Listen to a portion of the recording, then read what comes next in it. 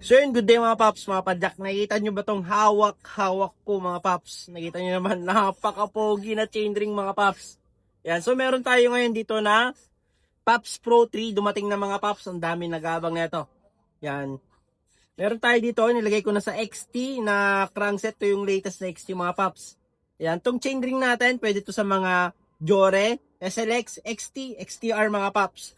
So ito yung XT, ito yung Paps Pro. Tignan nyo naman, napaka-pogi. At ito yung best dito. Ito talaga yung pinagmamalaki namin. Bukod sa design, tignan nyo naman yung forma nito, napaka-pogi. Yung timbang nito mga paps. So yan, timbangin natin yung XT na paps. Ayan o, XT yan mga paps. Yan, 0-0. Timbangin natin. Tumitimbang siya ng 140 grams. Ayun, ang bigat. Mabigat to. So, check natin yung kaparehas niya na size. Ito, pares niya 36. Pero ito pag hinawakan mo parang walang hawak sa gaan. So, check natin mga paps.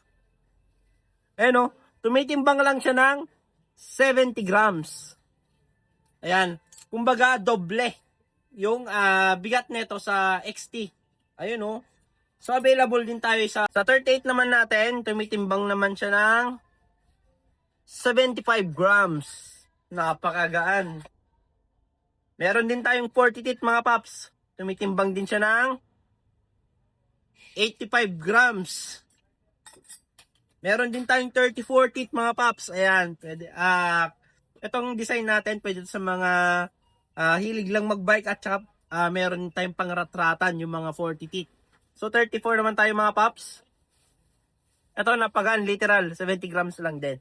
Kung gusto nyo mag-avail ng napaka-poging chainring natin, check nyo lang yung yellow basket or message kayo dito sa page namin.